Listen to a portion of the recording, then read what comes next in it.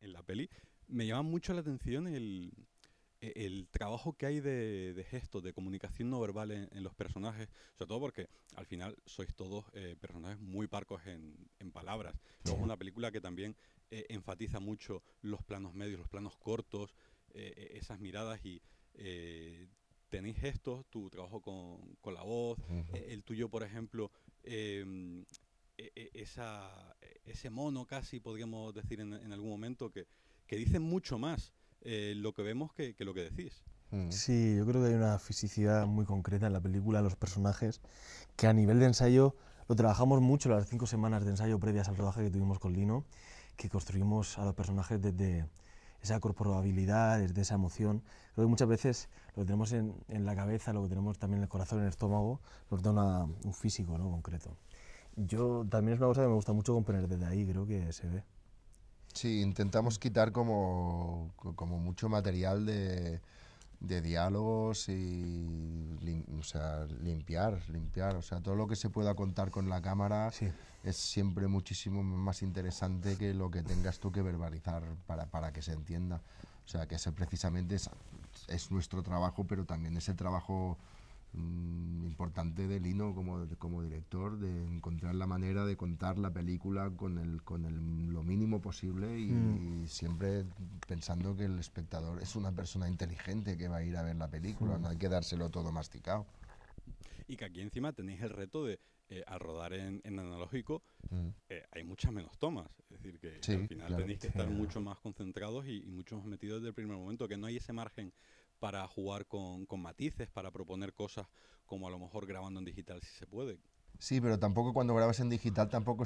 tú que te estés planteando que puedes hacer las tomas que quieras. Pero yo creo que eso es más un trabajo de laboratorio que tiene que suceder en los ensayos. Hay muchas veces que cuando no hay un proceso de ensayos bueno, pues se intenta construir a los personajes en el rodaje. Creo que se tiene que construir antes, ¿no?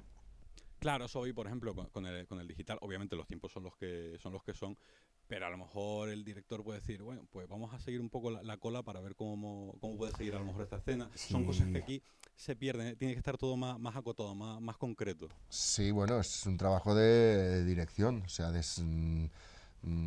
claro, cada minuto de metraje es un dineral. Entonces, pues Lino tiene que tener... Hay que estar fino. Sí, tiene que tener muy claro lo que quiere contar, desde dónde lo quiere contar, qué planos va a usar y no se puede andar por las ramas. Pero ya te digo, rodando en digital, el tiempo es el tiempo, cada día de rodaje es muy costoso y no te puedes ir andando con tonterías de, no, es que me he equivocado. No. La primera tiene que salir bien. Luego es un título que a nivel visual la referencia está muy clara. Ya simplemente el uso de ese analógico, ese grano, evoca a un tipo de thriller, a un tipo de cine que tenemos muy metido en nuestro imaginario. Pero a nivel de desarrollo de personajes, a nivel de trabajo actoral, ¿habéis trabajado con algún tipo de referencias o os habéis guiado simplemente por lo que es el tono de la propia historia? Yo nunca suelo trabajar con referencias. Nunca, o sea, siempre, y más cuando hay un buen guión, creo que todos los secretos y matices están escondidos en él. Así que no, yo no... Sí, yo tampoco acostumbro a trabajar nunca con referencias, es que no me gusta, o sea, es que ni me lo planteo.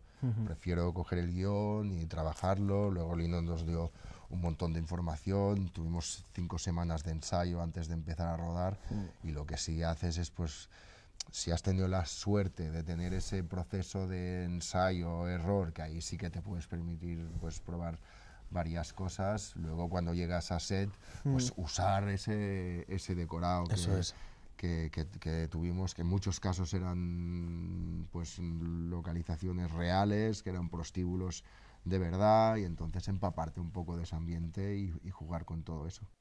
Claro, esos escenarios, esas localizaciones, entiendo que dan también una energía más inmersiva a la peli, pero también tiene ese punto incómodo por el tema que se trata y por la vida que Sí, sufren no, estas eso mujeres. está ahí, y aparte, o sea, nosotros lo notábamos y lo palpábamos, no sé, en un prostíbulo que estábamos rodando que teníamos como la sala de... Que estaban pues, activos además, sí, el primero estaba en activo, el ¿no? primero estaba en funcionamiento, o sea, cuando nos íbamos nosotros, entraban las chicas al servicio, o sea, imagínate. Y luego en otro que estábamos, que estaba como parado, entre comillas, de momento, pues en las habitaciones de arriba que tenían su cama, su baño, tal, no sé qué, ahí teníamos vestuario, teníamos nuestra sala de descanso, y tú pues estabas ahí echado en esa cama, pues un poco pensando, pues, vaya ambientillo que hay aquí. Joana me hablaba de que había tenido un trabajo también de documentación, de hablar con psicólogas, de conocer vivencias. Por vuestra parte también hubo ese trabajo previo para entender el funcionamiento de este mundo. Sí, es que fue un trabajo en común, o sea, lo hicimos todos juntos y fuimos parte de ese proceso de investigación e intentamos ser eso, lo más respetuosos posible. Sí, luego también pues te ves documentales, te lees libros, no sé, La revuelta de las putas, hay un montón de bibliografía que trata pues de la trata de personas y para darle la máxima veracidad a la película. Que en ese aspecto, a pesar de toda esa crudeza, esa violencia en el ambiente, creo, y pienso sobre todo en el personaje de Joana, que tiene ese punto también de luz, que es una película que al final deja un poco ese resquicio a que los personajes puedan luchando, pero puedan escapar. Sí, yo creo que bueno, nada de lo que pasa en la película es justificable, ¿no? Y partiendo de ahí, al final es la lucha de unos personajes que quieren salir de donde están. Sobre todo el caso de las mujeres, ¿no? Porque por parte de los personajes masculinos entran de forma voluntaria a ese mundo y son parte activa del problema, ¿no? Y sí que es verdad que en el caso de ellas son esclavas. No, me parece muy interesante esa reflexión que haces porque en tu caso, Roger, eres parte activa desde el primer momento y en el tuyo, Jaime, el personaje tiene ese punto hipócrita de decir... Por supuesto, y de hecho él también de forma voluntaria se anestesia para no tener ese conflicto moral, ¿no? Pero vamos, por mucho que sea un personaje con una sensibilidad más visible que la del personaje de Rouget, sigue teniendo la misma responsabilidad. Sí, es que Cachoni se lo plantea, si lo está haciendo bien o está haciendo mal o lo que sea. Para él o sea, para mí lo que estoy haciendo es un trabajo.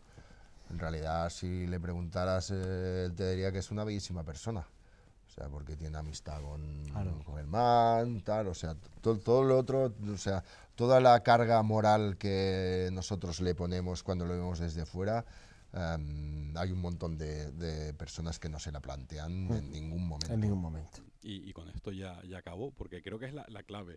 Que son personajes y creo que es lo más terrorífico que tiene la peli, la naturalidad del... Este es nuestro día a día, esto es lo que hay. Claro. No hay ese ánimo, ni siquiera esa tentación de hacer una reflexión o de criticar. No, esto es el mundo.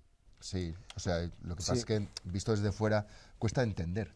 Pero ya te digo que una vez nosotros hicimos todo el proceso de documentación y tal, y vas descubriendo esta gente que existe, o sea, existe no, o sea, imagínate, vas por la carretera, pues en cada uno hay unos cuantos y no tienen ese dilema moral, o sea, no se lo plantean si lo que hacen está bien o mal.